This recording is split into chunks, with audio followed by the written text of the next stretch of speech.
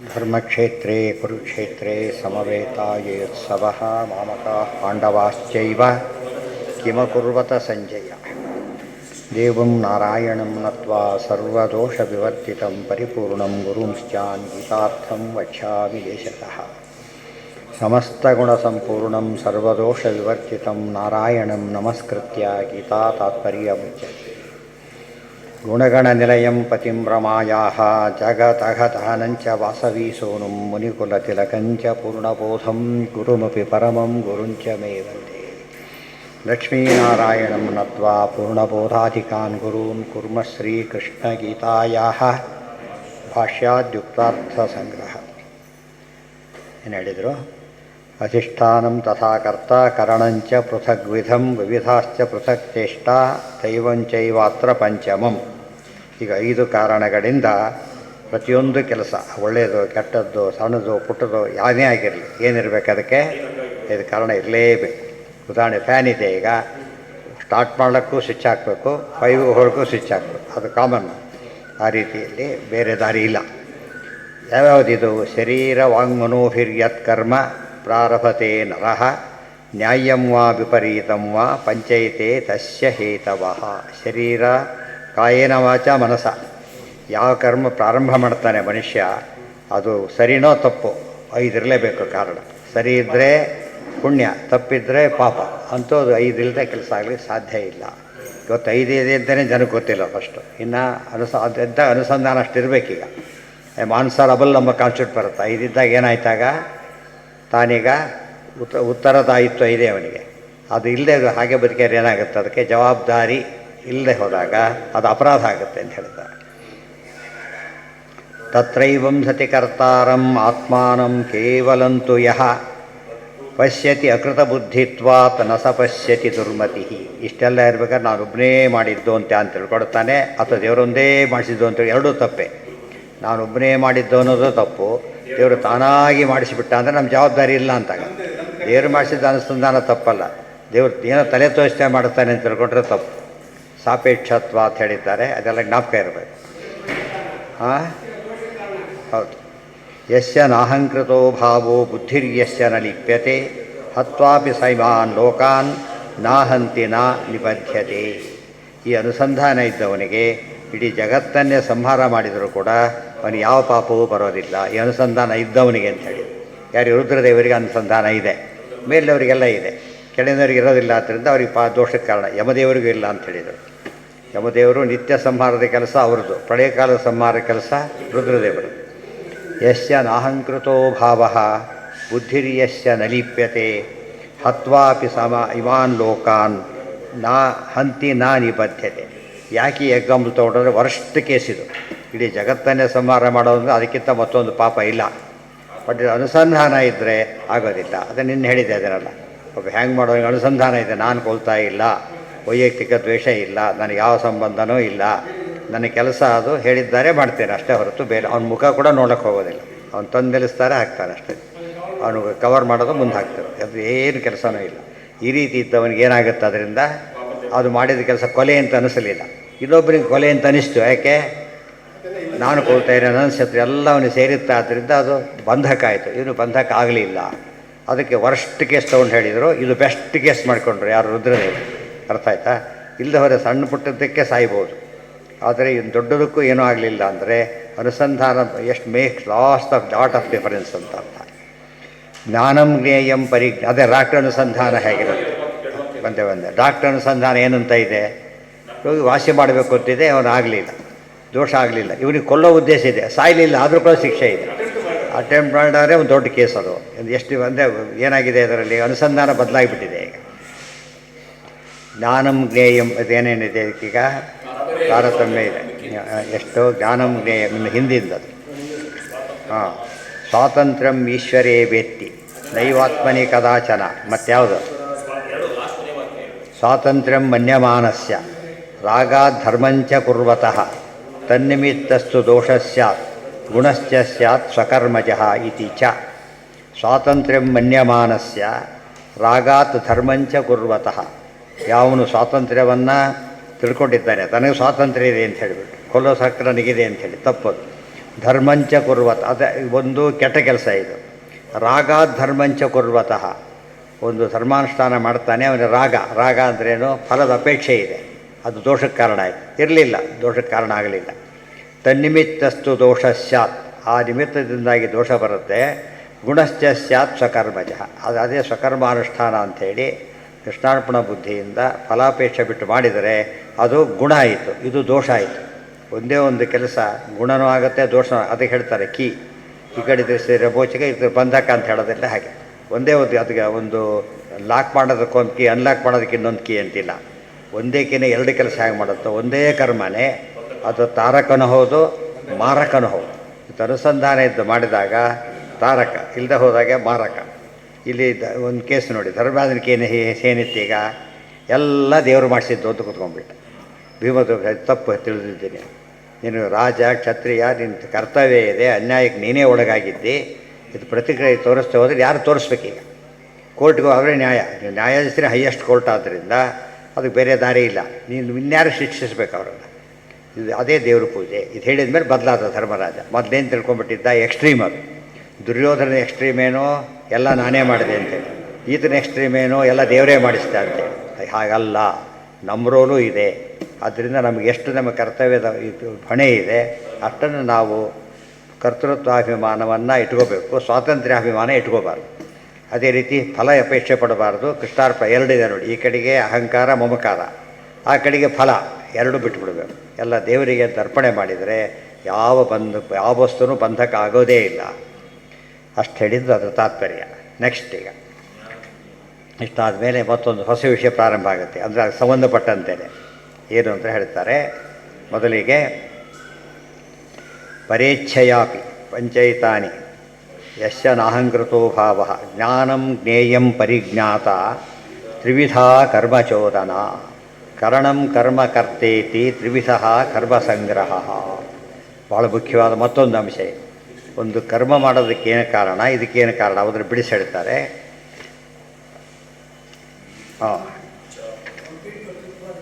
ಧ್ಯಾನಂ ಕರ್ಮ ಚ ಕರ್ತಾ ಚ, ಭಾಷ್ಯನಾಗಿದೆ ಹಿಂದಿನ ಕಾಲ, ಇನ್ನೂ ಬಂದಿಲ್ಲ, ಅದು ಬಂದೇ ಇಲ್ಲ.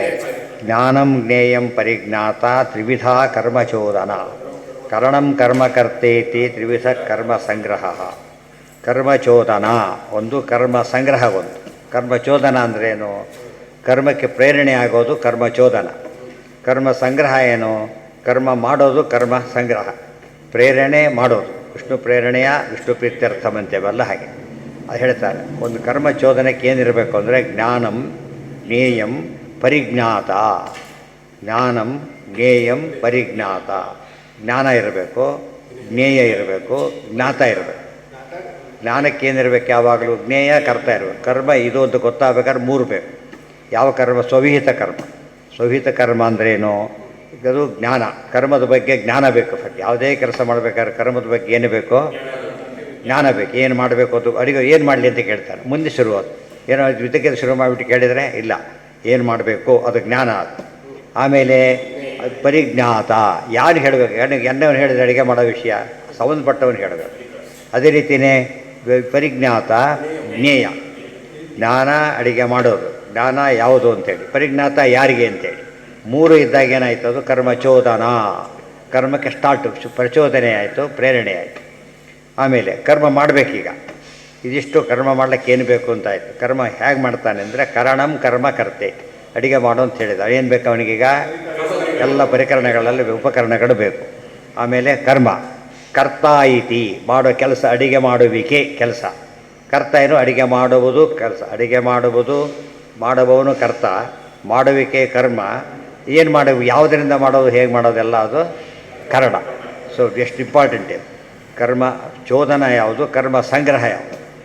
ಕರ್ಮಕ್ಕೆ ಕಾರಣವಾಗತಕ್ಕಂಥದ್ದು ಕರ್ಮ ಚೋದನ, ಕರ್ಮ ಮಾಡ್ತಕ್ಕಂಥಕ್ಕೆ ಅಗತ್ಯವಾದದ್ದು ಕರ್ಮ ಸಂಗ್ರಹ. ಅರ್ಥ ಆಯ್ತಾ? ಕನ್ಫ್ಯೂಸ್ ಮಾಡ್ಕೋಬಾರ್ದು, ಸರಿಯಾಗಿ ಓದಬೇಕು. ನೋಡೋದಕ್ಕೇನು ಎಲ್ಲರೂ ಹೇಳ್ತಾರಲ್ಲ ಅಂಥೇಳಿ ಬೇರೆ ಅದು. ಈ ಕೆಲಸ ಹೇಳೋದು, ಕೆಲಸ ಮಾಡೋದು ಅಂತೀವಲ್ಲ ಹಾಗೆ. ಅವ್ರು ಬಂದು ಅಡಿಗೆ ಏನು ಮಾಡೋಕ್ಕೆ ಹೇಳಿ ಎಲ್ಲ ಸುಮ್ಮನೆ ಕೂತಿದ್ದಾನೆ. ಏನು ಹೇಳಬೇಕು, ಏನು ಮಾಡೋಕ್ಕೆ ಹೇಳೇ ಇಲ್ವಲ್ಲ ಅಂತ ಕೂತಿದ್ದಾರೆ ಅಷ್ಟೇ. ಏನು ಮಾಡೋಕ್ಕೆ ಸಾರಿ, ಕರ್ಮ ಮಾಡೋಕ್ಕೆ ಆಗ್ತಾಯಿಲ್ಲ ಅವನಿಗೀಗ. ಹಾಂ, ಏನಂತ ಹೇಳಿದ ಮೇಲೆ ಗೊತ್ತಾಯಿತು. ನೋಡ್ತಾನೆ ಜಾಗನೇ ಇಲ್ಲ, ಎಲ್ಲಿ ಮಾಡಬೇಕು ಅಂತ ಕೇಳ್ತಾನೆ. ಅದ್ರ ಮನೇನೇ ಕೈಕಾಲು ಇಟ್ಟು ಮಾಡಲ ಅಂತಾರಲ್ಲ ಹಾಗೆ. ಅದು ಹಿಂದೆ ಹೇಳ್ತಾರೆ ಇಲ್ಲ ಹೋದಾಗ ಸೌದೆ ಇಲ್ಲ ಏನು ಮಾಡೋದು ಕೈಕಾಲಿಟ್ಟು ಮಾಡೋದು ಅಂಥೇಳಿ. ಅಂದರೆ ಏನು ಇಲ್ಲ ಅನ್ನೋದನ್ನು ಅಬ್ಸರ್ವ್ಡ್ ಸೆನ್ಸಲ್ಲಿ ಹೇಳ್ಬೇಕಾರೆ ಹೇಳ್ತಾರೆ. ಈ ರೀತಿ ಇರಬೇಕು. ಇಷ್ಟು ಹೇಳಿದ ಮೇಲೆ ಈ ಕರ್ಮದ ಬಗ್ಗೆ ಹೆಚ್ಚು ಮಾಹಿತಿ ಸಿಗುತ್ತೆ ಅದರಲ್ಲಿ. ಕರ್ಮಾಚರಣೆಗೆ ನಮಗೇನಾಗಿದೆ ಇವತ್ತು ಕರ್ಮಾಚರಣೆ ಬಗ್ಗೆ ಫಸ್ಟ್ ಜ್ಞಾನನೇ ಇಲ್ಲ. ಸಂಧ್ಯಾನ ಮಾಡೋದು ಗೊತ್ತಾದರೆ ಮುಂದಿನ ಪ್ರಶ್ನೆ ಅದೇ ಇಲ್ಲ. ಯಾರು ಮಾಡಬೇಕು ಅದು ಗೊತ್ತಿಲ್ಲ. ಮತ್ತು ಸಂಧ್ಯಾನ ವಿಷಯ ಹಿನ್ನೆಲೆ ಮುನ್ನೆಲೆ ಏನೂ ಗೊತ್ತಿಲ್ಲ. ಮಾಡೋ ಪ್ರಶ್ನೆ ಬರಲಿಲ್ಲ ಅವನಿಗೆ.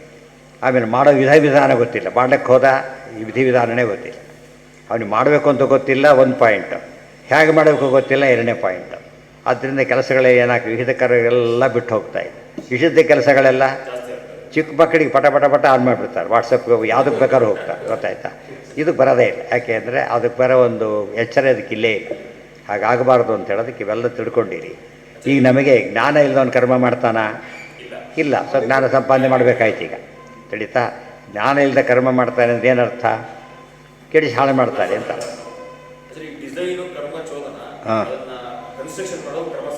ಹೌದು. ಹೇಳುವಿಕೆಯೆಲ್ಲ ಕರ್ಮ ಚೋದನ. ಮಾಡುವಿಕೆ ಅಂತ ಹೇಳುವಿಕೆ ಮಾಡುವಿಕೆ.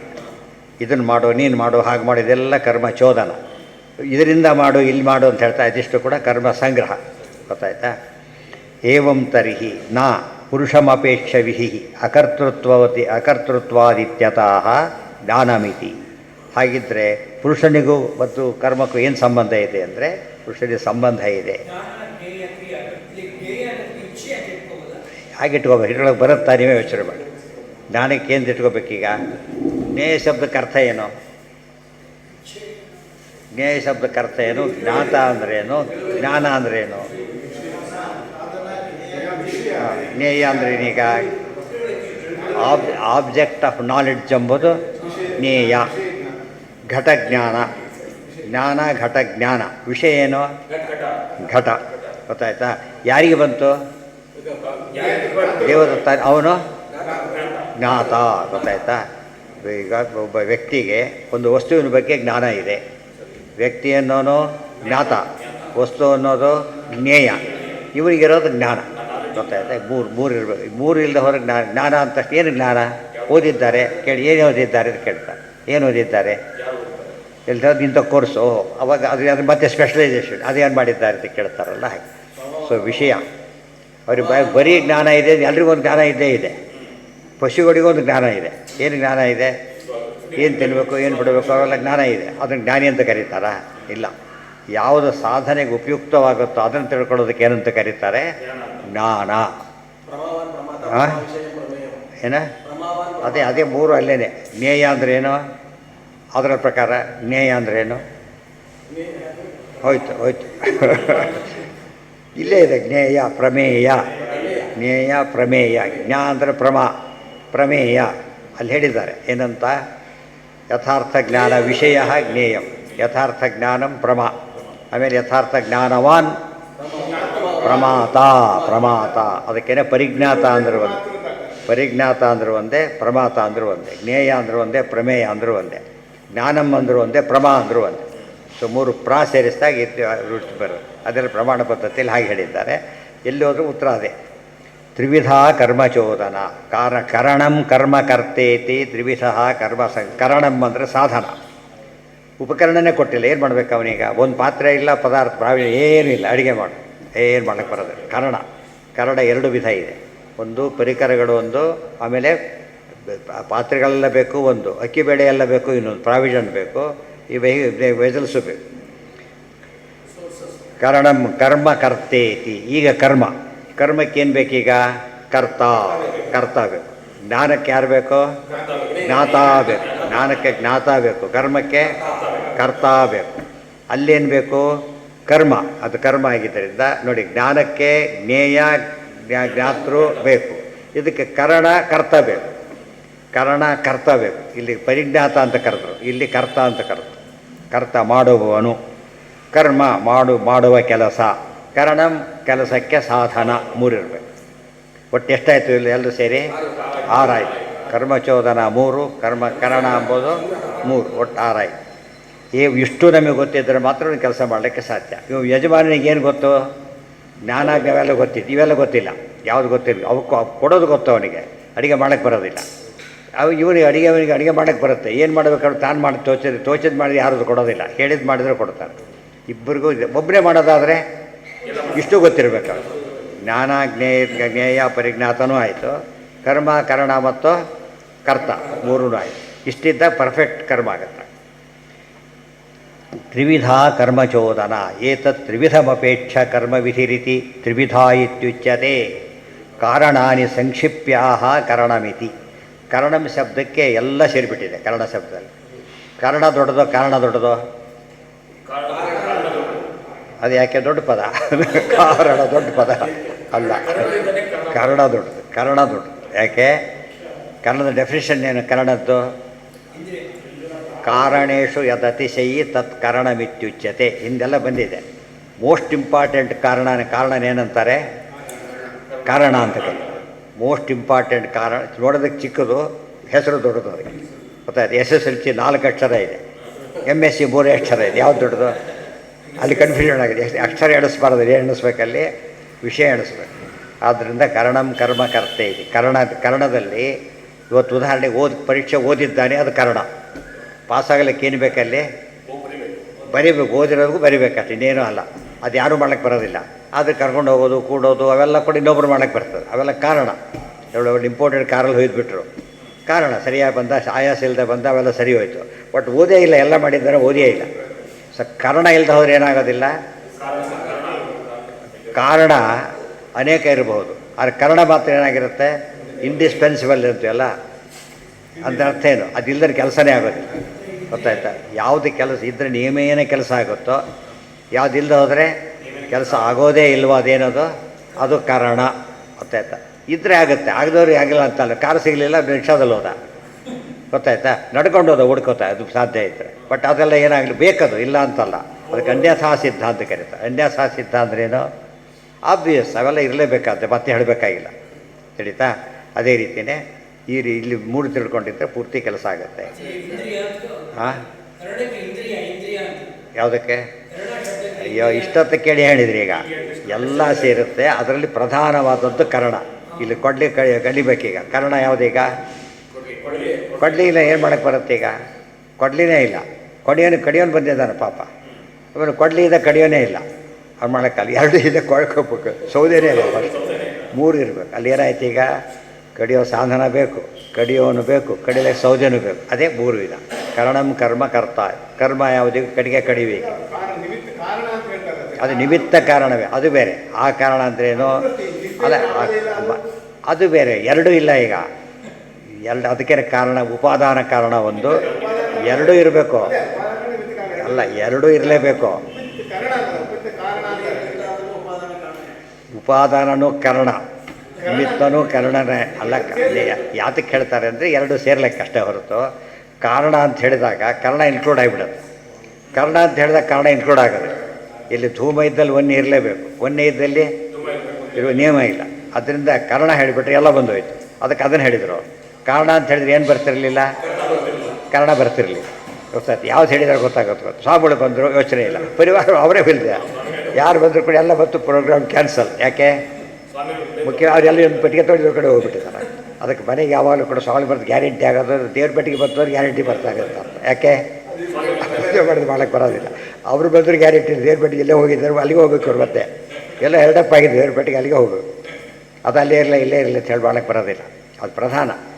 ಅದೆಲ್ಲ ಒಂದಕ್ಕೂ ಅಲ್ಲಿ ಯಾವ ರಿಲೇಟಿವ್ ಇಂಪಾರ್ಟೆಂಟ್ ಜಾಸ್ತಿ ಆಗ್ತಾ ಹೋಗುತ್ತೆ. ಫೈನಲ್ ನುಡಿಯೋದು ಯಾವುದು? ಅಲ್ಲಿ ದೈವಂಚ ಇವಾತ್ರ ಪಂಚಮ. ಮೋಸ್ಟ್ ಇಂಪಾರ್ಟೆಂಟ್ ಭಗವಂತ ಎಲ್ಲ ಇದ್ದಾನೆ. ರೆಡಿ. ಈಗ ಸ್ಟಾರ್ಟ್ ಅಂತ ಹೇಳ್ತಾ ಇಲ್ಲ, ಕೆಲಸ ಮಾಡಾಗಿಲ್ಲ. ಹಾಂ, ಕರ್ಣಕ್ಕೂ ಅಂದರೆ ಅದು ಬೇರೆ. ಕರ್ಣ ಇದ್ದರೆ ಕರ್ಮ ಆಗೇ ಆಗುತ್ತೆ, ಆ ಥರ ಇದೆ. ಕಾರಣ ಇದ್ರೆ ಆಗಬೇಕಾಗಿಲ್ಲ. ಕಾರಣ ಇದು ಮಾತ್ರಕ್ಕಾಗೋದಿಲ್ಲ. ಹೇಳಿ, ವಿದ್ಯಾರ್ಥಿಗೆ ಟೇಬಲ್ಲು ಎಲ್ಲ ಕೊಟ್ಬಿಟ್ಟಿದ್ದಾರೆ, ಓದ್ತಾ ಇಲ್ಲ. ಸೊ ಕಾರಣಗಳೆಲ್ಲ ಇದೆ, ಕಾರಣನೇ ಇಲ್ಲ ಅವನಿಗೆ. ಗೊತ್ತಾಯ್ತಾ? ಇಲ್ಲೊಬ್ಬ ಕನ್ನಡ ಇದೆ, ಕಾರಣ ಇಲ್ಲ ಪಾಪ, ಸಾಧನೆಗಳಿಲ್ಲ. ಒಳ್ಳೆ ಬ್ರಿಲಿಯಂಟ್ ಸ್ಟೂಡೆಂಟ್ಗೆ ದೊಡ್ಡ ಸ್ಕೂಲಲ್ಲಿ ಸೇರಿಸ್ಬಿಟ್ಟು ಎಷ್ಟು ಮೇಸ್ಟ್ರೇ ಇಲ್ಲ, ಟೆಕ್ಸ್ಟ್ ಬುಕ್ಗಳಿಲ್ಲ, ಎಷ್ಟು ಕಷ್ಟಪಡ್ಬೇಕು ಅವನು. ದಡ್ಡಗೆ ಅವೆಲ್ಲ ಇದ್ದರೂ ಏನೂ ಉಪಯೋಗ ಇಲ್ಲ. ಇದು ಯೋಚನೆ ಮಾಡಿದ್ರೆ ಈಗ ನಮ್ಮ ರೋಲ್ ಎಲ್ಲಿದೆ ಗೊತ್ತಾಗುತ್ತೆ. ಅದಕ್ಕೆ ಸಾತ್ವಿಕ ಚೇತನ ಆಗಿರಬೇಕು, ದೇವರ ಭಕ್ತಿ ಇರಬೇಕು, ಮಾಡಬೇಕು, ಇವೆಲ್ಲ ಇರಬೇಕು. ಆ ಒಳ್ಳೆ ಪರ್ಫೆಕ್ಟ್ ಸಾಧನ. ಇವತ್ತಿನ ಕಾಲ ಎಲ್ಲ ನಮಗಿದೆ, ಅರ್ಥ ಆಯ್ತಾ? ಪ್ರತಿಯೊಂದಿದೆ, ಕೆಲಸ ಸಾಧನ ಇದು ಕೆಲಸ ಮಾಡೋರಿಲ್ಲ. ಆಚಾರ ಅವತಾರ ಎಷ್ಟು ಕಷ್ಟ ಇತ್ತು ಗೊತ್ತಾ ಅವರೆಲ್ಲ. ಇವತ್ತು ನಮಗೆ ಆದಷ್ಟು ಪುಸ್ತಕ ಬರೆಯೋ ಕೆಲಸ ಯಾರಿಗೂ ಇಲ್ಲ ಇವತ್ತು. ಇರೋ ಓದ್ತಾ ಇಲ್ಲ. ಅದರಿಂದ ಬರೆದು ಏನು ಬರಿಬೇಕು, ಅವ್ರು ಇರೋದನ್ನು ಬರಿಬೇಕು. ಅವ್ರು ಹೊಸ್ತಾಗಿರೋ ಆಚಾರ್ಯ ಹೊಸ್ತಾಗಿ ಹೇಳಬೇಕಾಗಿದ್ದೆಲ್ಲ ಕೂಡ. ಅಂಥ ಕೆಲಸ ಎಷ್ಟು ಖುಷಿಯಾಗಿರ್ಬೇಕು ಅವ್ರಿಗೆ. ಅದನ್ನು ಮಾಡ್ತಾ ಇಲ್ಲ, ದೊಡ್ಡ ದೋಷ. ಕರಣಂ ಕರ್ಮ ಕರ್ತೇತಿ ತ್ರಿವಿಧ ಕರ್ಮ ಸಂಗ್ರಹ. ಅದು ದೇವತೆಗಳು ಅನ್ಕೋತಾರೆ, ಅಂಥ ಚಾನ್ಸ್ ಕಳ್ಕೊತಾರಲ್ಲ ಇವರು ಅಂತೇಳಿ. ಅವರಂತ ನಮ್ಮನ್ನು ಹುಡ್ಸಿಬಿಡೋ ಪರಮಾತ್ಮ ನಾವು ಮಾಡ್ತೀವಿ ಅಂತ ಗೊತ್ತೆ. ನಾನು ಮಾಡ್ತೀನಿ, ಅವ್ರು ಮಾಡದೆ ಹೋದರೆ ಅಂತ ಹೇಳ್ತಾರಲ್ಲ ಹಾಗೆ. ಅಂಥ ಗೋಲ್ಡನ್ ಆಪರ್ಚುನಿಟಿ ಎಲ್ಲ ಹಾಳಾಗಿ ಹೋಗ್ತಾ ಇದೆ. ಎಲ್ಲೆಲ್ಲೋ ಡೈವರ್ಟ್ ಆಗ್ತದೆ. ಸಮಾಜ ಎನರ್ಜಿ ಎಲ್ಲ ಎಲ್ಲೆಲ್ಲೋ ಹೋಗ್ತಾ ಇದೆ ಹೊರತು ಇದಕ್ಕೆ ಉಪಯೋಗಿಸ್ತಾನೇ ಇಲ್ಲ. ತ್ರಿವಿಧಂ ಅಪೇಕ್ಷ 24 ತಾಸು ಕೆಲಸ ಮಾಡಬೇಕು, ಅಷ್ಟು ಕೆಲಸ ಇದೆ. ಅಂಥವ್ರನ್ನ ಆರಿಸ್ಬೇಕು. ಸುಳ್ಳೆ ಕ್ವಾಂಟಿಟಿ ಹುಡ್ಕೊಂಡು ಹೋಗಬಾರ್ದು, ಏನೂ ಪ್ರಯೋಜನ ಇಲ್ಲ ಅದರಿಂದ. ಕೋಟಿ ಜನ ಸೇರಿದ್ರೆ ಕೆಲಸ ಆಗೋದು. ಒಬ್ಬರು ಸಾಕು. ಆಚಾರ್ಯರು, ಜೈತೀರ್ಥರು ಒಬ್ಬೊಬ್ಬರೇ, ರಾಯರು ಒಬ್ಬೊಬ್ಬರು ಕೆಲಸ ಮಾಡಲಿಲ್ಲ. ಅಂಥವ್ರು ಹುಡುಕ್ಬೇಕು ಯಾವಾಗ. ಇವತ್ತು ನಮ್ಮಲ್ಲಿ ಜಾಸ್ತಿ ನಿಮ್ಮಲ್ಲಿ ಜಾಸ್ತಿ ಎಂಬ ಕಾನ್ಸೆಪ್ಟ್ ತೆಗೆದು ಹಾಕಿಬಿಡ್ಬೇಕು. ನಮ್ಮಲ್ಲಿ ಈ ಕ್ವಾಲಿಟಿ ಇದೆ ಅಂತ ಹೇಳೋದು ತಿಳಿತಾ. ಒಬ್ಬನೇ ಮಾಡಿದ್ದಾನೆ, 1000 ಜನಕ್ಕೆ ಪಾಠ ಹೇಳ್ತಾನೆ. ಅದು ದೊಡ್ಡದು. ಎಲ್ಲರೂ ಕೂಡ ಏನೂ ಇಲ್ಲ. ಅದು ಉದ್ದೇಶ ಯಾವಾಗಲೂ ಕೂಡ ಕ್ವಾಲಿಟಿ ಓರಿಯೆಂಟೆಡ್ ಆಗಿದ್ದರೆ ಅದು ನಿಜವಾದ ಸಾಧನೆ ಆಗುತ್ತೆ. ಕ್ವಾಂಟಿಟಿ ಓರಿಯೆಂಟೆಡ್ ಏನಾಗುತ್ತೆ, ಅನ್ನ ಅಡುಗೆ ಯಾರು ಅಷ್ಟು ಅನ್ನ ಮಾಡಿದೆ ಎಲ್ಲ ಪೂರ್ತಿಯಾಗೇ ಇಲ್ಲ. ಎಲ್ಲರೂ ಚೆಲ್ಲಿ ಹೋಗ್ತಾರೆ. ಎಷ್ಟು ಮಾಡಿದ್ದಾರೆ ಈಗ ಅಂದರೆ 1000 ಜನಕ್ಕೆ ಆಗಷ್ಟು ಮಾಡಿದ್ದಾರೆ. ಒಬ್ಬರು ತಿನ್ನಕ್ಕೆ ಬರೋದಿಲ್ಲ. ಒಬ್ಬರೇ ಇದ್ದರೆ ಇಷ್ಟೇ ಮಾಡಿದ್ದಾರೆ, ಒಬ್ಬರನ್ನು ತಿಂತಾರೆ ಕೊನೆ ಪಕ್ಷ. ಅದನ್ನು ಯೋಚನೆ ಮಾಡಬೇಕು. ಕ್ವಾಲಿಟಿ ಇದ್ದಾಗ ಕ್ವಾಂಟಿಟಿ ಕೌಂಟ್ಸ್. ಈ ಕ್ವಾಲಿಟಿ ಇಷ್ಟು ಜನ ಅದು ಭಾಳ ಗ್ರೇಟ್. ಅದು ಒಬ್ಬ ಅಂದರೆ ಅಂಥದ್ದೇ 10,000 100 ಜನ ಇದ್ದಾರೆ ಅಂದರೆ ಭಾರಿ ಗ್ರೇಟ್. ಅದು ಕರ್ಮ ಸಂಗ್ರಹ, ಕರ್ಮ ಕಾರಣ ಸಂಕ್ಷೇಪ. ಅಂದರೆ ಕರ್ಮ ಕಾರಣಕ್ಕೆ ಏನು ಬೇಕು ಅಂತ 3 ಇರಲೇಬೇಕು ಅಂತ ಹೇಳಿದ್ರು. ಉಳಿದೆಲ್ಲ ಬೇರೆ ಬೇರೆ ವಿಚಾರಗಳು. ಅದೇ ರೀತಿ ಕನ್ನಡ ಬಂದ, ಸೌದಿವಣಿಯನ್ನು ಬಂದ, ಅವನಿಗೆ ಕೈ ಇರಬೇಕು. ಮುಂದೆ ಇನ್ನೊಂದು ಶುರುವಾಯಿತು. ಒಂದು ಕೈ ಅವನು ಇಲ್ಲೇ ಇಲ್ಲ. ಅವನು ಎಲ್ಲೋ ಕುರುಡ ಸಣ್ಣ ಕಾಣೋದಿಲ್ಲ, ತಾನು ಕಾಲಿಗೆ ಹೊಡ್ಕೊಂಡ್ಬಿಟ್ರೆ ಅವೆಲ್ಲ ನೆಕ್ಸ್ಟ್ ಕೇಸ್ಗಳಲ್ಲ. ಪ್ರಧಾನವಾದ ಇಷ್ಟು ಹೇಳಿದ್ರು ಅಷ್ಟೇ ಹೊರತು ಅಂತ ಹೇಳ್ತಾ ಕೂತ್ರೆ ಎಷ್ಟು ಹೇಳಬೇಕಾಗತ್ತಾಗ. ಅದು ಬರೀ ಹೇಳೋದಾಗತ್ತೆ, ಕೆಲಸ ಆಗೋದೇ ಇಲ್ಲ. ಅಡುಗೆ ಮಾಡು ಒಂದು ಪದದಲ್ಲಿ ಎಷ್ಟು ಅರ್ಥ ಇದೆ, ಎಲ್ಲ ಸೇರಿಬಿಡುತ್ತೆ. ಡ್ರೈವ್ ಮಾಡು ಎಷ್ಟು ಅರ್ಥ ಸೇರುತ್ತೆ. ಆ ಥರ ತಿಳ್ಕೊಬೇಕು. ನಮ್ಮ ಜನ ಏನು ಮಾಡ್ತಾರೆ, ಕುಚೋದ ಪ್ರಶ್ನೆ ಕೇಳ್ತಾರೆ, ದೇವ್ರಿದ್ರೆ ಆಗೋಗ್ಬಿಡತ್ತಾ ಅನ್ನೋದು. ನಾವು ಮಾಡಿದ್ರೆ ಒಬ್ಬನೇ ಪ್ರಾಮಾಣಿಕ ಆಗಿಬಿಟ್ರೆ ದೇಶ ಉದ್ಧಾರ ಆಗಿಬಿಡತ್ತಾ. ನೀನು ಆಗಯ್ಯ ಫಸ್ಟು, ದೇಶ ಉದ್ಧಾರ ಆಗೋದು ಆಮೇಲೆ ನೀರು ಉದ್ಧಾರ ಆಗ್ತೀರ ಕೊನೆ ಪಕ್ಷ. ಅದು ಯೋಚನೆ ಮಾಡಲ್ಲ. ಬರೀ ಕುತರ್ಕದ ಪ್ರಶ್ನೆ ಮಾತಾಡ್ಕೊಡ್ತಾರೆ. ಕಾರಣ ಕರ್ಮ ಅದೇ ಹೇಳ್ತಿದ್ದು ಇಷ್ಟೊತ್ತು ಕೂಡ. ಯತ್ಸತ್ವೇ ಕಾರ್ಯಸತ್ವ, ಯದಭಾವೇ ಕಾರ್ಯಾಭಾವ. ಯಾವುದಿದ್ರೆ ಕಾರ್ಯ ಆಗೇ ಆಗುತ್ತೋ, ಯಾವುದಿದ್ರೆ ಆಗೋದಿಲ್ಲೋ ಅದೇನೋ ಕಾರಣ. ಗೊತ್ತಾಯ್ತಾ? ಅದು ಬರೀ ಇದೆ, ಅದಿದ್ರೆ ಆಗುತ್ತೆ ಅಂತ ಗ್ಯಾರಂಟಿ ಇಲ್ಲ. ಅದೇನದು ಕಾರಣ. ಸಂಬಂಧನೇ ಪಟ್ಟಿಲ್ಲ, ಅದು ಕಾರಣ ಕೂಡ ಆಗೋದಿಲ್ಲ. ಅದಕ್ಕೆ ಯಾವ ಸಂಬಂಧ ಕೂಡ ಇಲ್ಲ. ಓದೋನಿಗೆ ಏನು ತಂದುಕೊಟ್ಟ, ಓದೋನಿಗೆ ಸ್ಕ್ರೂ ಡ್ರೈವರ್ ತಂದುಕೊಟ್ಟ, ಓದಕ್ಕೆ ಬರುತ್ತೆ. ಆದರೆ ಬುಕ್ ತಂದುಕೊಡ್ಬೇಕು, ಸ್ಕ್ರೂ ಡ್ರೈವರ್, ಅದು ಕಾರಣನೇ ಅಲ್ಲ. ಪುಸ್ತಕ ಕಾರಣ, ಓದೋದು ಕಾರಣ. ಸುಮ್ಮನೆ ಇಟ್ಕೊಂಡು ಏನು ಮಾಡ್ತಾನೆ, ಓದಕ್ಕೆ ಬರ್ತಾಯಿಲ್ಲ. ಕಾರಣ ಇದೆ, ಅವನಿಗೆ ಕಾರಣ ಮಾಡ್ಲಿಕ್ಕೆ ಬರ್ತಾಯಿಲ್ಲ. ಜ್ಞಾನಂ ಜ್ಞೇಯಂ ಜ್ಞಾನಿನಂಚ ಅಪೇಕ್ಷ ಅಧಿಷ್ಠಾನಾದಿ ಕರಣ ಏವ ಅಂತರ್ಭೂತಂ. ಇದು ಅಧಿಷ್ಠಾನ ಎಲ್ಲ ಹೇಳಬೇಕಾಗಿತ್ತಲ್ಲ, ಕರ್ಮ ಮಾಡೋಕ್ಕೆ ಅಧಿಷ್ಠಾನ ಬೇಕಲ್ಲ. ಅಂದರೆ ಕರ್ಣ ಅಂತ ಹೇಳಿದ ತಕ್ಷಣ ಸೇರ್ಕೊಂಡೋಯ್ತು ಅಂತ ಹೇಳಿ. ತಥಾ ಹಿ ಋಗ್ವೇದ ಖಿಲೇಶು ಜ್ಞಾನಂ ಜ್ಞೇಯಂ ಜ್ಞಾನಿನಂಚ ಅಪೇಕ್ಷ ವಿಧಿರುತ್ಥಿತಃ ಕರಣಂಚೈವ ಕರ್ತಾ ಚ ಕರ್ಮಕಾರಣ ಸಂಗ್ರಹ ಇತಿ. ಜ್ಞಾನ ಜ್ಞೇಯ ಜ್ಞಾನಿ 3 ವಿಧಿ. ಇಂಥವ್ರು ವಿಧಿ ಮಾಡಬೇಕು ಯಾವಾಗ. ಕರಣಂಚೈವ ಕರ್ತಾ ಚ ಕರ್ಮಕಾರಣ ಸಂಗ್ರಹ ಇಷ್ಟು ಹೇಳಿ ಅದಿಷ್ಟು ಋಗ್ವೇದದ ಒಂದು ಭಾಗ ಕೊಟ್ಟು ಮಾಡಿದರು. ಅಕರ್ತೃತ್ವೇಪಿ ವಿಧಿದ್ವಾರ ಈಶ್ವರ ಪ್ರಸಾದಾತ್ ಇಚ್ಛೋತ್ಪತ್ತಿಯ ಉಕ್ತಕರಣೈ ಕರ್ಮದ್ವಾರ ಪುರುಷಾರ್ಥೋ ಭವತೀತಿ. ಎಷ್ಟು ಸೇರಿಸಿದ್ರು ನೋಡಿ. ಜೀವೆಲ್ಲ ಕ್ಲಬ್ ಮಾಡಿಬಿಡ್ತಾರೆ. ಅಕರ್ತೃತ್ವೇಪಿ, ಜೀವನಿಗೇನಿಲ್ಲ, ಸ್ವತಂತ್ರ ಕರ್ತೃತ್ವ ಇಲ್ಲ. ಆದರೆ ಈಸ್ಟ್ ಮಾಡಕ್ಕೆ ಬರುತ್ತೆ ಅವನಿಗೆ. ಅಕರ್ತೃತ್ವೇಪಿ ವಿಧಿದ್ವಾರ ಫಸ್ಟ್ ಕರ್ಮ ವಿಧಿ ಎಲ್ಲ ತಿಳ್ಕೊಂಡ. ಈಶ್ವರ ಪ್ರಸಾದ, ದೇವರ ಅನುಗ್ರಹ ಬಂತು. ಆಮೇಲೆ ಇಚ್ಛೋತ್ಪತ್ಯ ಮಾಡಬೇಕು ಅಂತ ಅಪೇಕ್ಷೆ ಬಂತು. ಉಕ್ತ ಕಾರಣೈಹಿ ಮೇಳದ ಕಾರಣಗಳೆಲ್ಲ ಸೇರಿಕೊಂಡಿತು. ಕರ್ಮದ್ವಾರ ಕರ್ಮ ಮಾಡದ ಪುರುಷಾರ್ಥೋ ಭವತಿ. ಎಷ್ಟು ವಿಷಯ ಸೇರಿಸ್ತದೆ ಒಂದೇ ಪದದೊಳಗೆ, ವಾಕ್ಯದೊಳಗೆ. ಒಂದು ಕರ್ಮ ಹೇಗಾಗುತ್ತೆ ಫುಲ್ಲು ಸೇರಿಸ್ಬಿಟ್ಟು ಜಾಯಿನ್ ಮಾಡಿ ಓದಿದ್ರೆ ಹೇಗೋ ಹಾಗೆ. ಏನು ಶುರುವಾಯ್ತು ಈಗ? ಅಕರ್ತೃತ್ವೇಪಿ, ಜೀವನಿಗೆ ಸ್ವಾತಂತ್ರ್ಯ ಇಲ್ಲ. ಹಾಂ ಅರೇ ಕೊಡಲೇಬೇಕು ಇಲ್ಲದ ಅರ್ಥನೇ ಆಗೋದಿಲ್ಲ ಅಲ್ಲ. ಪೂರ್ತಿನೇ ಕೊಡಬೇಕು, ಪೂರ್ತಿನೇ ಅರ್ಥ ಆಗಬೇಕು. ಈ ಬಟ್ ಏನು ಹೇಳಿದಾಗಾಯ್ತು, ಅಕರ್ತೃತ್ವೇಪಿ ವಿಧಿದ್ವಾರ ಈಶ್ವರ ಪ್ರಸಾದಾತ್ ಇಚ್ಛೋತ್ಪತ್ಯ ಉಕ್ತ ಕಾರಣೈ ಕರ್ಮದ್ವಾರ ಪುರುಷಾರ್ಥೋ ಭವತೀತಿ. ಅದನ್ನೆಲ್ಲ ಬಿಟ್ಟುಬಿಟ್ಟು ಒಂದೇ ಹೇಳಿದ್ರೆ ಏನಾಯ್ತು ಈಗ ಆಗಲೇ ಈಶ್ವರಾಧೀನತ್ವ. ಇನ್ನೂ ಸರಿ ನೆನ್ಪಿಟ್ಕೋಬೇಕು, ಕರ್ತು ಇಡೀ ಬ್ಯೂಟಿಫುಲ್ ಸೆಂಟೆನ್ಸ್ ಅದು ಎಲ್ಲ ಸೇರಿಸ್ಬಿಟ್ಟು ಹೇಳ್ಬಿಟ್ಟಿದ್ದಾರೆ. ಅದು ಎಲ್ಲ ವಾಕ್ಯಗಳು ಎಲ್ಲ ಸಾರಾಂಶ ಬಂತು ಅದರೊಳಗೆ.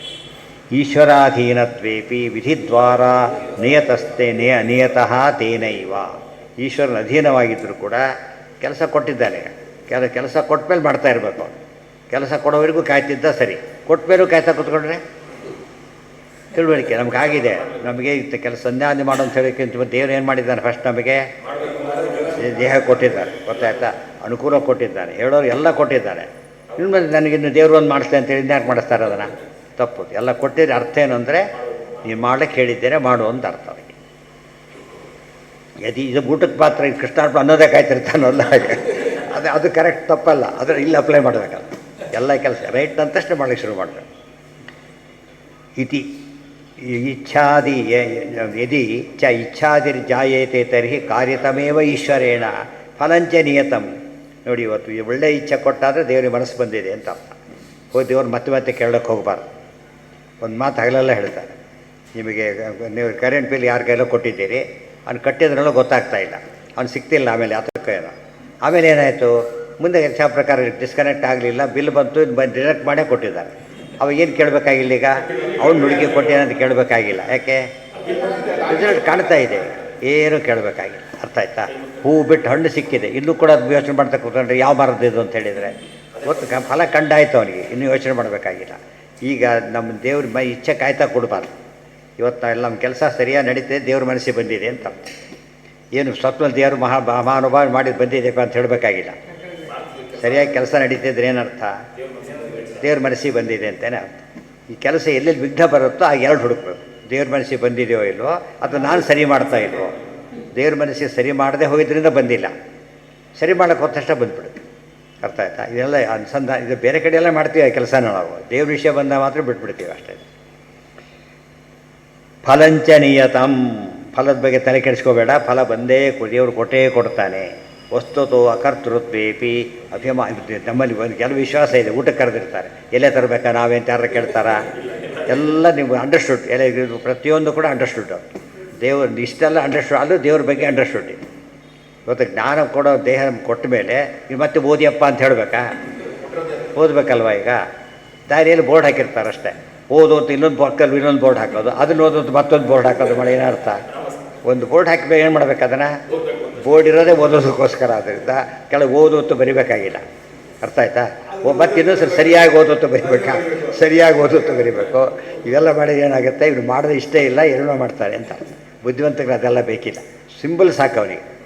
ಪೊಲೀಸ್ ಹೋಗೋದು ಬಾಯಿಲ್ಲ ಅಂದ್ರೆ ಹೀಗಂದ್ಬಿಟ್ರೆ ಹೋಗ್ಬಿಡ್ತಾರೆ ಅಷ್ಟೇ, ಹೀಗಂತಷ್ಟು ನಿಂತು ಬಿಡ್ತಾನೆ, ಬಾಯಿ ಜೋರಾಗಿ ಕೂಗಬೇಕಾಗಿಲ್ಲ.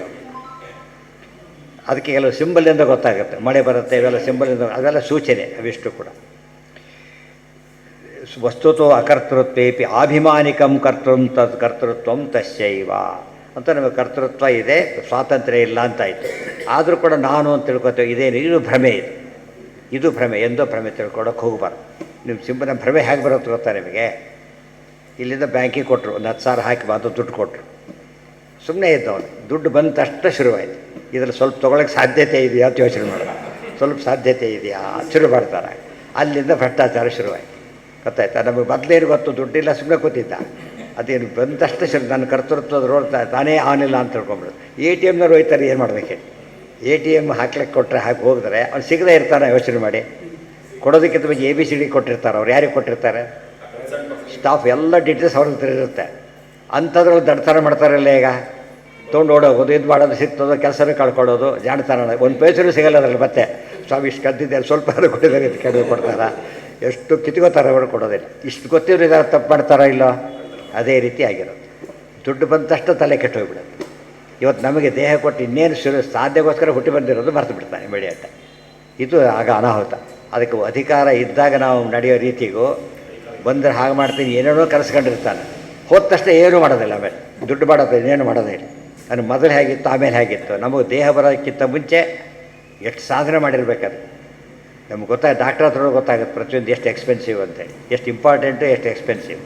ದೇವ್ರು ಕೊಟ್ಟಾಗಿದೆ ಈಗ, ಅದನ್ನು ಉಪಯೋಗ ಮಾಡಿಕೊಡ್ದೇನೆ ದುಃಖಪಟ್ಟು ಆಮೇಲೆ ದುಃಖಪಟ್ಟರು ಉಪಯೋಗ ಇಲ್ಲ. ಮೊದಲಿದ್ದು ಪ್ಲಾನ್ ನಡೆಸ್ಬೇಕು, ಹಬ್ಬ ಈ ಸರಿ ಕೆಲಸ ಆಯಿತು ಅಂತ. ಅಕರ್ತೃತ್ವೇಪಿ ನಿಯತಃ ಫಲ ನಿಯತ. ಯಾಕೆ ತಲೆ ಕೆಡಿಸ್ಕೊತೀರಿ? ವಸ್ತುತೋ ಅಕರ್ತೃತ್ವೇಪಿ ಆಭಿಮಾನಿಕಂ ಕರ್ತೃತ್ವಂ ತಸ್ಯೈವ ಸ್ವಾತಂತ್ರ್ಯಂಚ ಜಡಮಪೇಕ್ಷ ಇತಿ ನ ಪ್ರವೃತ್ತಿ ವಿಧಿ ವೈಯರ್ಥ್ಯಂ. ನಾವು ಜಡ ಅಲ್ಲ, ನಮಗೆ ಯಾಕೆ ಹೇಳ್ತಾರೆ ಅಂತ ಟೇಬಲಿಗೆ ಆ ಕಡೆ ಹೋಗುವಂತ ನಾವು ಹೇಳಲ್ಲ. ಯಾತಕ್ಕೆ? ಹೋಗೋ ಚಾನ್ಸೇ ಇಲ್ಲ ಅದಕ್ಕೆ. ಆದರೆ ಹೋಗೋನು ಹೇಳ್ತಾರೆ, ಆ ಕಡೆ ಹೋಗೋ ಅಂತ ಹೇಳ್ತಾರೆ. ಅವನಿಗೆ ಕಾಲಿಲ್ಲ, ಅವ್ನಿಗೆ ಹೇಳೋದಿಲ್ಲ. ಪಾಪ ಅವ್ನಿಗೆ ಹೇಳಬೇಡಿ ಕಾಲಿಲ್ಲ ಅಂತ ಹೇಳಿ. ಇಷ್ಟೆಲ್ಲ ತಿಳುವಳಿಕೆ ಇದ್ದ ಮೇಲೆ ದೇವರು ನಮಗೆ ಹೇಳಿದ್ದಾನೆ ಅಂದರೆ ಏನರ್ಥ? ಮಾಡಿಸ್ತಾನೆ ಮಾಡು ಅಂತ ಅರ್ಥ. ಅದಕ್ಕೆ ದೇವ್ರ ಕಂಡಂತ ಮತ್ತೆ ಕೇಳ್ತಾ ಹೋಗಬಾರ್ದು. ಸ್ವಾತಂತ್ರ್ಯಂತೆ ಜಡಮಪೇಕ್ಷ ಇತಿ ನ ಪ್ರವೃತ್ತಿ ವಿಧಿ ವೈಯರ್ಥ್ಯಂ. ಸರ್ವಂ ಚ ಏತತ್ ಅನುಭವೋಕ್ತ ಪ್ರಮಾಣ ಸಿದ್ಧಮಿತಿ ನಾ ಪೃಥಕ್ ಪ್ರಮಾಣ ಮುಚ್ಯತೆ. ಎಷ್ಟು ಚೆನ್ನಾಗಿ ಆಚಾರ್ಯ ಬರೀತಾರೆ ನೋಡಿ. ಕೊನೆಯೇ ಒಂದು ನೋಟಿದು, ಇದ್ರ ಬಗ್ಗೆ ಹೆಚ್ಚು ಯಾತಕ್ಕೆ ಬೇಕಿಲ್ಲ, ಎಲ್ಲ ಅನುಭವ ಸಿದ್ಧವಾದ ವಿಚಾರ ಇದು. ಪ್ರತಿಯೊಂದು ಕಡೆ ಎಲ್ಲ ನಾವು ಅನುಭವಿಸೇ ಮಾಡೋದು. ಅದಕ್ಕೋಸ್ಕರ ಮತ್ತೆ ಹೆಚ್ಚು ವಿವರಣೆ ಕೊಡೋದಕ್ಕೆ ಹೋಗೋದಿಲ್ಲ, ಇಲ್ಲಿಗೆ ತಿಳ್ಕೊಂಬಿಡಿ ಅಂತ ಹೇಳ್ತಾರೆ. ಸರ್ವಂ ಚೈತ ಅನುಭವೋಕ್ತ ಪ್ರಮಾಣ ಸಿದ್ಧಮಿತಿ ನಾ ಪೃಥಕ್ ಪ್ರಮಾಣ ಮುಚ್ಯತೆ.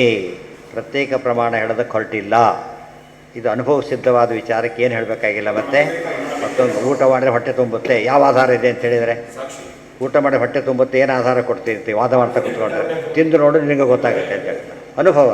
ಬಾಯಾರಿಕೆ ಆದವನಿಗೆ ನೀರು ಕುಡಿದ್ರೆ ಬಾಯಾರಿಕೆ ಹೋಗುತ್ತೆ, ಅನುಭವ ಸಿದ್ಧ. ಅದು ಮತ್ತೆ ಪ್ರಮಾಣ ಕೊಡಬೇಕಾಗಿಲ್ಲ.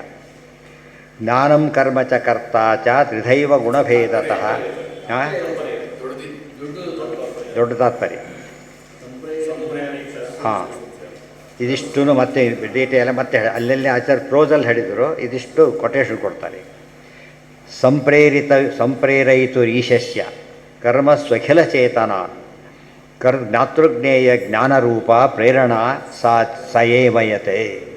ಸಂಪ್ರೇರಯಿತು ಈಶಸ್ಯ, ಎಲ್ಲದನ್ನು ಪ್ರೇರಣೆ ಮಾಡ್ತಕ್ಕಂಥ ಭಗವಂತನಿಗೆ ಎಲ್ಲಿ ಮಾಡ್ತಾನೆ? ಕರ್ಮಸು ಅಖಿಲ ಚೇತನ, ಎಲ್ಲ ಚೇತನನು ಕೂಡ ಕರ್ಮಗಳಲ್ಲಿ ದೊಡ್ಡ ಫ್ಯಾಕ್ಟ್ರಿ ಮ್ಯಾನೇಜರು. ಅಷ್ಟು ವರ್ಕ್ ಅಲಾಟ್ ಮಾಡ್ತಾನಲ್ಲ, ಈ ಕೆಲಸ ನೀವು ಮಾಡಿ ಅಂಥೇಳಿ ದೇವರಾಗ ಮಾಡಿದ್ದಾರೆ. ಚಾತುರ್ವರ್ಣ್ಯಂ ಮಯಾ ಸೃಷ್ಟಂ ಗುಣಕರ್ಮ ವಿಭಾಗ, ಅವರವ್ರ ಕೆಲಸ ಮಾಡಬೇಕು. ಜ್ಞಾತೃಜ್ಞೇಯ ಜ್ಞಾನರೂಪ ಪ್ರೇರಣಾ ಸಯೇವತತ್.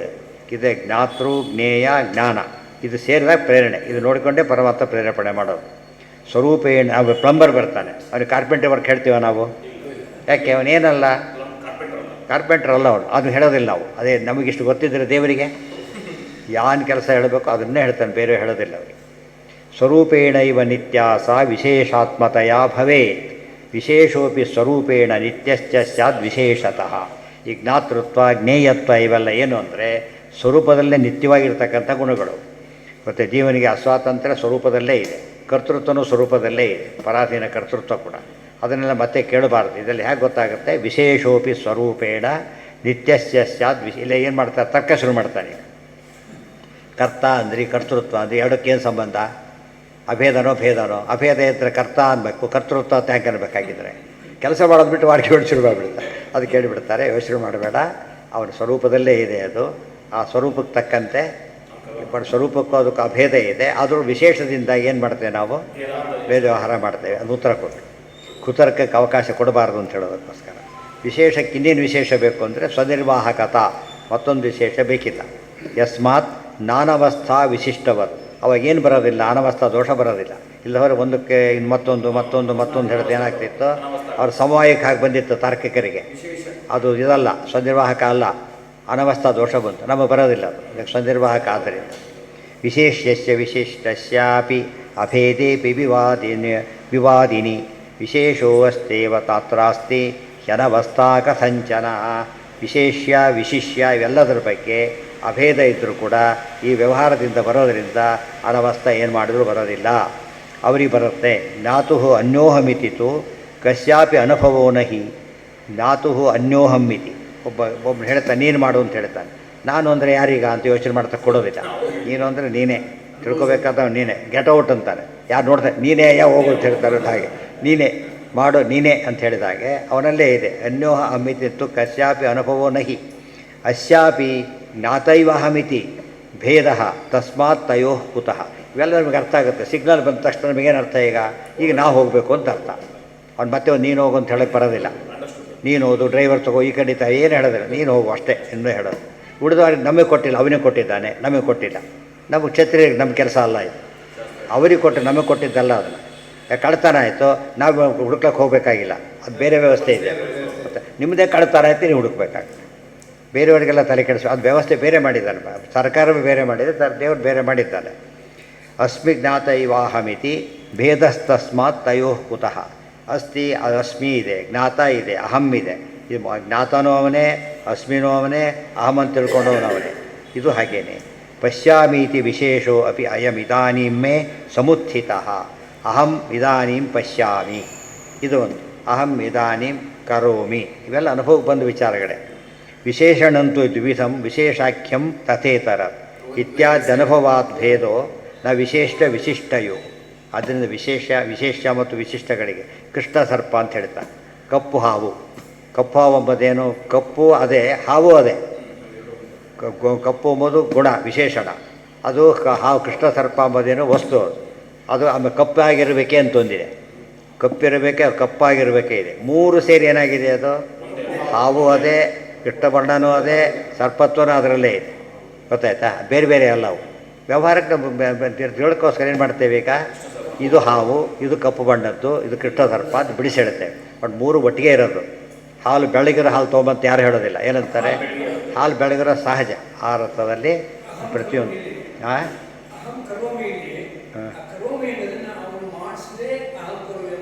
ಮತ್ತೆ ಮತ್ತೆ ಬೇರೆ ತಿಳ್ಕೊಳ್ಳೋಕೆ ಹೋಗಬಾರ್ದು. ಬಂದ ಈಗ ಕಾರ್ಯರು, ನಾನು ಕಾರ್ಪೆಂಟ್ರಿ ಕೆಲಸ ಮಾಡ್ತೀನಿ ಹೋಗು ಅಂತ ಹೇಳಿದ. ಯಾರೋ ಕರಿಯೋಕ್ಕೆ ಬಂದರು, ಅವರು ಕೆಲಸ ಮಾಡ್ತೀನಿ ಬರೋದಿಲ್ಲ ಅಂತ. ಯಾಕೆ? ಅದೆಲ್ಲ ಅಂಡರ್ಸ್ಟುಡ್. ಅವ್ರು ಹೇಳಿದ್ದಾರೆ ಕೆಲಸ ಮಾಡ್ತೀನಿ, ಅವೆಲ್ಲ ಅಂಡರ್ಸ್ಟುಡ್.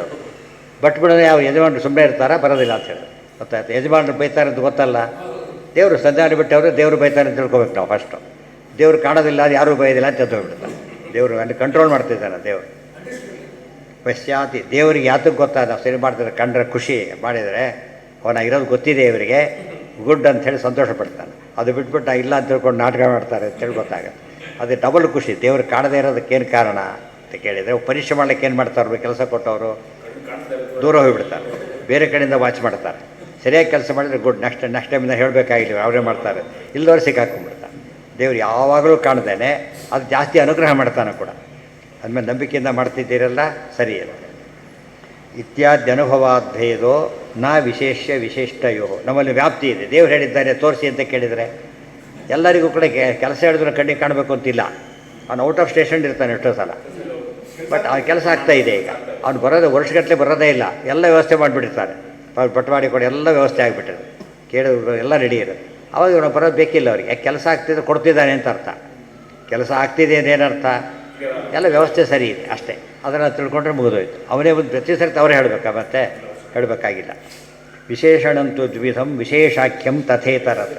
ವಿಶೇಷಣಂ ಅಣಯೇತ್ ಜ್ಞಾನಂ ಪ್ರೋಕ್ತಂ ತೇನ ವಿಶೇಷಣಂ. ವಿಶೇಷಂ ಅಣಯೇತ್, ವಿಶೇಷವನ್ನು ತಂದು ತಿಳಿಸ್ಕೊಡೋದ್ರಿಂದ ವಿಶೇಷಣ ಅಂತ ಕರೀತಾರೆ. ವಿಶೇಷಣ ಬ್ರಾಹ್ಮಣ ವಿಶೇಷಣ. ಅದೇ ರೀತಿಯೇ ವಿಶೇಷವನ್ನು ತಂದು ಕೊಡೋದು, ತಿಳಿಸ್ಕೊಡೋದಕ್ಕೋಸ್ಕರ ವಿಶೇಷ. ಹಾವಿದೆ, ಹೇಗಿದೆ? ಕೃಷ್ಣ ಸರ್ಪ ಕಪ್ಪಾಗಿದೆ. ಅದನ್ನು ಏನು ಗೊತ್ತಾಯ್ತು? ಹಾವಿನ ಬಣ್ಣ ಗೊತ್ತಾಗಿ ಹುಡುಕ್ಲಿಕ್ಕೆ ಅನುಕೂಲ ಆಯಿತು. ಅದಕ್ಕೇನಂತ ಹೇಳಿದ್ರೆ ವಿಶೇಷಣ ಅಂತ ಹೆಸರು. ಅದಕ್ಕೆ ವಿಶೇಷ ಅಂದರೆ ಯಾವುದು? ಹಾವು. ವಿಶೇಷಣ ಅಂದರೆ ಏನು? ಕಪ್ಪಾಗಿರುವಿಕೆ ಎಂಬುದು ವಿಶೇಷಣ. ಕಪ್ಪು ಹಾವು ಅಂದರೆ ಕಪ್ಪು ಎಂಬುದು ವಿಶೇಷಣ. ವಿಶೇಷೋಪಿ ವಿಶೇಷಸ್ಯ ಸ್ವಸ್ಯೈವ ಗಮಕೋ ಭವೆ. ವಿಶೇಷೋಪಿ ವಿಶೇಷಸ್ಯ ಸ್ವಸ್ಯೈವ ಗಮಕೋ. ಅದಕ್ಕೆ ಇನ್ನೊಂದು ವಿಶೇಷ ಬೇಕಿಲ್ಲ ವಿಶೇಷಣಕ್ಕೆ. ತಾನೇ ಕೆಲಸ ಮಾಡುತ್ತಾ, ಅದರಿಂದ ಬೇಕಿಲ್ಲ. ಇತ್ಯಾದಿ ತತ್ವ ವಿವೇಕೆ. ಏನ ಒಪ್ಪದೆ ಹೋದರೆ ಅದೇ ಹೇಳಿದ್ದು ಅನವಸ್ತು ಬರುತ್ತೆ. ನಿಮಗೆ ಬರುತ್ತೆ, ಸಮಯ ಒಪ್ಪಿದ್ದೀರಿ ನೀವು, ವಿಶೇಷ ಒಪ್ಪಿಲ್ಲ. ಆದ್ದರಿಂದ ನಮಗೆ ಸಮಸ್ಯೆನೇ ಇಲ್ಲ. ಸಂಗ್ರಹ ಪಂಚಕಾರಣಾನಾಂ ಸಂಕ್ಷೇಪ. 5 ಕಾರಣಗಳು ಒಟ್ಟಾಗಿ ಇಲ್ಲಿ ಜ್ಞಾನಂ ಕರ್ಮಚ ಬಂತಲ್ಲ, ಜ್ಞಾನಂ ಜ್ಞೇಯಂ ಪರಿಜ್ಞಾತ. ಏನು ಪ್ರಶ್ನೆ ಬಂತೀಗ? ಅಲ್ಲ, ನೀವು ಏನು ಹೇಳಿದ್ರಿ? ಪ್ರತಿಯೊಂದಕ್ಕೂ 5 ಬೇಕು ಅಂದ್ರಿ, ಪೂರ ಹೇಳಿದ್ರಲ್ಲ. ಪ್ರತಿಯೊಂದಕ್ಕೂ ಅಂದ್ರೆ ಏನೀಗ? ಕರ್ಮಚೋದನಕ್ಕೂ 5 ಬೇಕು, ಕರ್ಮ ಸಂಗ್ರಹಕ್ಕೂ 5 ಬೇಕು. ನೀವು ಇನ್ನೂ ಹೇಳಿದ್ದೀರಿ, ಈಗ ಯಾಕೆ 3 ಹೇಳಿದಿರಿ ಅಂತ ಕೇಳಿದರೆ ಉತ್ತರ ಕೊಡ್ತಾರೆ. 3ರಲ್ಲಿ ಏನು ಸೇರಿಕೊಂಡಿದೆ? ಉಳಿದು 2 ಇದೆ, ಒಟ್ಟು 5 ಆಯಿತು. ಆದ್ದರಿಂದ ಏನಾಯ್ತು? ಈಗ ಒಂದು ವಿಷಯನ ಹೇಳಬೇಕಾದ್ರೆ ತತ್ವ ಸಂಖ್ಯಾನದಲ್ಲಿ ಏನು ಹೇಳಿದರು?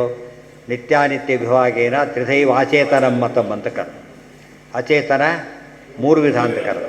ತತ್ವವಿವೇಕದಲ್ಲಿ 2 ಕರೆದು. ಏನು ಉದ್ದೇಶ ಅಂದರೆ ವಿವಕ್ಷಯ ವ್ಯೂ ಪಾಯಿಂಟ್ ಬೇರೆ ಇದೆ ಹೊರತು ಫ್ಯಾಕ್ಟ್ ಒಂದೇ. ಆ ರೀತಿ ಹೇಳಿದ್ರೆ ತಪ್ಪಲ್ಲ. ಆದರೆ ನೀವು ಹೇಳೋದ್ರಿಂದ ಉದಾಹರಣೆ ವ್ಯಾವಹಾರಿಕ ಅಂತ ಹೇಳಿದ ಅಂತ ತಿಳ್ಕೊಬೇಡ. ಅವರೇ ವ್ಯಾವಹಾರಿಕ ಅಂತ ಕರೆದು ಏನಪ್ಪ ಅಂದರೆ ಅನಿತ್ಯ ಅಂತ ಅರ್ಥ. ನಿಮ್ಗೆ ಯೋಚನೆ ಇಲ್ಲ. ಅವ್ರು ವ್ಯಾವಹಾರಿಕ ಏನಂತ ಅರ್ಥ ಇಟ್ಕೊಂಡ್ರು ಅವರು? ಏನಂತ ಅವ್ರು ಇಟ್ಕೊಂಡಿದ್ದು ಏನಂತ ಇಟ್ಕೊಂಡ್ರು? ವ್ಯಾವಹಾರಿಕಕ್ಕೆ ಏನರ್ಥ? ಅಂದರೆ ಮಿಥ್ಯ ಸದ್ವಿಲಕ್ಷಣ ಅಂತ ಇಟ್ಕೊಂಡ್ರು. ಅದು ಇಲ್ಲ, ಎಲ್ಲೆಲ್ಲೂ ಕೋಶದಲ್ಲಿ ಇಲ್ಲ. ಅದು ನೀನು ಅಂದ್ಕೊಂಡಿದ್ದು ಹೊರತು ಆ ಪದಾರ್ಥ ಇಲ್ಲ. ಹಾಗೆ ಆದರೆ ನಾನು ಅನಿತ್ಯನ ಕರಿತೇನೆ ಅಂತ ಹೇಳಿ ಏನು ಯೋಚನೆ ಇಲ್ಲ. ನಮ್ಮ ಕಡೆ ವ್ಯವಹಾರ ಇದೆ ಅಂತ ಮುಗಿದೋಗುತ್ತೆ. ಅದು ವ್ಯವಹಾರ ಆ ಥರ ವ್ಯವಹಾರ ಸರಿಯೇ. ನಮ್ಮ ಕಡೆ ವ್ಯವಹಾರ ಆಗಿದೆ. ಅನಿತ್ಯನೇನಂತ ಕರಿತೇವೆ ನಾವು? ಮಿಥ್ಯ ಅಂತ ಕರಿತೇವೆ. ಅಷ್ಟೇನಾ ಸರಿ, ನಿನ್ನ ನೇಮ್ ಅಷ್ಟೇ ಓಕೆ ಅಂದ್ಬಿಡ್ತಾ. ಆದರೆ ಕಾನ್ಸೆಪ್ಟೇ ಚೇಂಜ್ ಅಲ್ಲಿ. ವಿಷಯ ಚೇಂಜ್ ಆಗಿಲ್ಲ, ಕಾನ್ಸೆಪ್ಟ್ ಚೇಂಜ್ ಆಗಿದೆ. ಅದಕ್ಕೆ ನಾವು ಒಪ್ಪೋದಿಲ್ಲ. ತತ್ವವಿವೇಕ ಹಿಂದೆ ಹೇಳಿದ್ದಾರೆ. ವಿಷ್ಣುಕೃತ ತತ್ವವಿವೇಕ ದೊಡ್ಡ ಗ್ರಂಥ. ಅದರಿಂದ ಆರಿಸಿದ್ದೇ ಅಷ್ಟು ಶ್ಲೋಕ ನಮಗೆ ಕೊಟ್ಟಿದ್ದು. ತತ್ವಸಂಖ್ಯಾನ ಕೂಡ ಮೂಲ ಗ್ರಂಥ ದೊಡ್ಡದು. ಅದು ಭಾಗ ಅಷ್ಟೇ ಆರಿಸಿದ್ದಾರೆ. ಪೂರ್ತಿ ಓದೋದಿಲ್ಲ ಅಂತ ಅಷ್ಟೇ ಕೊಟ್ಟಿದ್ದಾರೆ. ಚಾಪ್ಟರ್ ಬಂದು ಪ್ಯಾರಾ ಆರಿಸ್ಕೊಟ್ಟಾಗ ಆರಿಸ್ಕೊಟ್ಟಿದ್ದಾರೆ ಅಷ್ಟೇ. ಮೂಲ ಗ್ರಂಥಗಳು ವೇದವ್ಯಾಸರು ಬರೆದಿರೋದೆ. ಭಾಗವತಾತ್ಮ ಹೇಳ್ತಾ ಇತ್ತು ವಿಷ್ಣುಕೃತ ತತ್ವವಿವೇಕೆ, ವಿಷ್ಣುಕೃತ ತತ್ವಸಂಖ್ಯಾನೆ. ಅದು ವಿಷ್ಣು ರೂಪದಿಂದ ಬರೆದ ಗ್ರಂಥಗಳು ಎರಡೂ ಕೂಡ. ಸಂಗ್ರಹ ಪಂಚಕಾರಣಾನಾಂ ಸಂಕ್ಷೇಪ ಅಧಿಷ್ಠಾನಸ್ಯ ಕರಣೆ ಅಂತರ್ಭಾವ. 5ರಲ್ಲಿ ಅಧಿಷ್ಠಾನ. ಅದು ಅಧಿಷ್ಠಾನ ಕರಣದಲ್ಲಿ ಯಾಕೆ ಸೇರುತ್ತೆ ಅಂದರೆ ಅವ್ನು ಅಡುಗೆ ಮಾಡಲಿಕ್ಕೆ ಎಲ್ಲ ಕೊಟ್ಟ, ಜಾಗನೇ ತೋರಿಸ್ತಾ ಇಲ್ಲ. ಜಾಗ ಕೂಡ ಅಂಡರ್ಸ್ಟುಡ್. ಅದು ಗೊತ್ತಾಯ್ತಾ? ಅಡುಗೆ ಮಾಡೋ ಜಾಗ ಇದು ಅಂತೇಳಿ. ಅಂತರ್ಭಾವ. ದೈವ ಶಬ್ದೋದಿತ ಈಶ್ವರಸ್ಯ ಮುಖ್ಯ ಕರ್ತೃತ್ವ. ಕರ್ತ ಅನ್ನೋದರಲ್ಲಿ ಈಶ್ವರ ದೇವರು ಅಂದ್ಬಿಟ್ಟ. ಯಾಕೆ? ಒಬ್ಬ ಅಸ್ವತಂತ್ರ ಕರ್ತನೂ ಇದ್ದಾನೆ, ಸ್ವತಂತ್ರ ಕರ್ತನೂ ಇದ್ದಾನೆ. ಎರಡೂ ಬಂತಲ್ಲಿ. 5 ಆಗುತ್ತಲ್ಲ ಈಗ. 3ರಲ್ಲಿ 3 5 ಹೇಗಾಯಿತು? ಕನ್ನಡದಲ್ಲಿ ಏನು ಸೇರಿತೋ? ಅಧಿಷ್ಠಾನ ಸೇರಿತು. ದೈವ ಎಲ್ಲಿ ಸೇರಿತೋ? ಕರ್ತದಲ್ಲಿ ಸೇರಿತು. 5 ಆಯ್ತಲ್ಲ. ಆದ್ದರಿಂದ ಎಲ್ಲರೂ ಶಿಕ್ಷಾಗಿ ಹೇಳಿದರೆ ಈ ರೀತಿ ಬಿಡಿಸಿ ತಿಳ್ಕೊಳ್ಬೋದು ಅಂತ ಅರ್ಥ. ಇದಿಷ್ಟು ಒಂದು ಸ್ಟೇಜ್. ಈಗ ಜ್ಞಾನಂ ಕರ್ಮ ಚ ಕರ್ತ ಚ ತ್ರಿಧೈವ ಗುಣಭೇದತಃ ಪ್ರೋಚ್ಯತೆ ಗುಣಸಂಖ್ಯಾನೇ ಯಥಾವ ಶೃಣುತಾನ್ಯಪಿ. ನೆಕ್ಸ್ಟ್ ಈಗ ಏನು ಮಾಡ್ತಾರೆ? ಈಗ ಇವಿಷ್ಟು ಕೂಡ 3 ವಿಧ ಅಂತ ಹೇಳ್ತಾರೆ. ಇಷ್ಟು 3 ವಿಧ ಯಾವ್ಯಾವುದು? ಕರ್ತ 3 ವಿಧ, ಜ್ಞಾನ 3 ವಿಧ, ಜ್ಞೇಯ 3 ವಿಧ, ಕರ್ಮ 3 ವಿಧ, ಕರ್ಣ 3, ಎಲ್ಲ ಕೂಡ ಏನೇನು ಹೇಳಿದ್ದಾರೆ ಅಷ್ಟು 3 ವಿಧ. ಈ ರೀತಿ ಹಿಂದೆ ಎಲ್ಲಿ ಮಾಡಿದ್ರು ಹೇಳಿ, ನೆನಪಿದೆಯಾ? ಅಲ್ಲ ಅದಲ್ಲ. ಹಿಂದಿನ ಅಧ್ಯಾಯದಲ್ಲೇ 3 ಭಾಗ ಮಾಡಿಬಿಟ್ರು. ತಪಸ್ಸು 3 ಭಾಗ ಅಂತ ಹೇಳೋಕ್ಕಿಂತ ಮುಂಚೆ 3 ವಿಧ ಅಂತ ಫಸ್ಟ್ ಹೇಳಿದರು. ಅದು 3 ಭಾಗ ಅಂತ ಹೇಳಿದರು ಆಮೇಲೆ. ಗೊತ್ತಾಯ್ತಾ? ಉಳಿದೆಲ್ಲ ಏನು ಮಾಡಿ ಡೈರೆಕ್ಟಾಗಿ 3 ವಿಧ ಮಾಡಿಬಿಟ್ರು. ಅದನ್ನು ಹಾಗೆ ಮಾಡಲಿಲ್ಲ. ತಪಸ್ಸು 3 ವಿಧ. ಯಾವ ರೀತಿ? ಶಾರೀರಿಕ, ಆಮೇಲೆ ವಾಂಗ್ಮಯ, ಆಮೇಲೆ ಮಾನಸಿಕ 3 ಅಂತ. ಅದರಲ್ಲಿ 3 ವಿಧ ಅಂತ ಮತ್ತೆ ಮಾಡಿದರು. ಇಲ್ಲಿ ಹಾಗೇನೆ 5 6 ಹೇಳಿಬಿಟ್ಟು 6 ಕೂಡ ಒಂದೊಂದು 3. ಕರ್ತ ಸಾತ್ವಿಕ ಕರ್ತ, ತಾಮಸ ಕರ್ತ, ರಾಜಸ ಕರ್ತ. ಸಾತ್ವಿಕ ಕರ್ಮ, ರಾಜಸ ಕರ್ಮ, ತಾಮಸ ಕರ್ಮ ಪ್ರತಿಯೊಂದು ಕೂಡ. ಸಾತ್ವಿಕ ಜ್ಞಾನ, ರಾಜಸ ಜ್ಞಾನ, ತಾಮಸ ಜ್ಞಾನ. ಇದು ನಂದು, ಇದು ತಾಮಸ ಜ್ಞಾನ. ಇದು ಯಾರ್ದೋ ಗೊತ್ತಿಲ್ಲ, ಯಾರ್ದೋ ಇರಬಹುದು, ಮನುಷ್ಯರದ್ದು ಹೇಳಿಬಿಟ್ಟ, ಅದು ರಾಜಸ. ದೇವ್ರದ್ದು ಹೇಳಿದ, ಅದೇನದು? ಅದು ಸಾತ್ವಿಕ. ಸೊ ದೇವ್ರದ್ದು ಅಂದರೆ ಸಾತ್ವಿಕ, ಯಾರ್ದೋ ಹೇಳಿದರೆ ಅದು ರಾಜಸ, ತಂದು ಅಂತ ತಿಳ್ಕೊಂಡ್ರೆ ತಾಮಸ. ಪ್ರತಿಯೊಂದು ನಾವು ನಮಗೆ ಅಪ್ಲೈ ಮಾಡ್ಕೊಂಡ್ಬಿಟ್ಟಾಗ ಏನಾಗುತ್ತದ? ತಾಮಸ ಜ್ಞಾನ ಆಗುತ್ತೆ. ಅಲ್ಲಿಗೆ ಸ್ವಾತಂತ್ರ್ಯ ಯಾರ್ದು? ದೇವರು. ಐ ಕ್ಯಾನ್ ಡೂ ಎನಿಥಿಂಗ್ ಹೇಳಿದ ಕತೆ ಮುಗಿತಲ್ಲ ಅಲ್ಲಿ. ದೇವ್ರ ಸ್ವಾತಂತ್ರ್ಯ. ಅವನು ಪಕ್ಕದಲ್ಲಿ ಕೂತಿದ್ದಾನೆ ಓನರು. ಇವ್ನು ನನ್ನ ಮೇಲೆ ಜೋರಾಗಿ ಹೇಳ್ತಾರೆ, ಬಾಡಿಗೆ ಕೊಟ್ಟವ್ರು ಇಮ್ಮಿಡಿಯೇಟ್ ಖಾಲಿ ಮಾಡೋತಾರೆ. ಅಷ್ಟೇ ಮಾಡ್ತಾರೆ ಅವರು, ಇವತ್ತೇ ಖಾಲಿ ಮಾಡೋಗ್ತಾರೆ. ಅದಕ್ಕೆ ನನ್ನ ಎದುರಿಗೆ ಎಷ್ಟು ಹೇಳ್ತೀಯಲ್ಲ, ಎಷ್ಟು ಸೊಕ್ಕಿರ್ಬೇಕು ನನಗೆ, ನಿನ್ನ ಹೇಗೆ ನಂಬೋದು? ಅದೆಲ್ಲ ಅಲ್ಲಿ ವೆಕೇಟ್ ಮಾಡೇ ಅದೇ ಅಲ್ಲಿ ಬರೀ ದೇಹ ಬಿಡಿಸ್ತಾನೆ. ದೇಹ ವೆಕೇಟ್ ಮಾಡು ಅಂತಾನೆ ಅಷ್ಟೇ.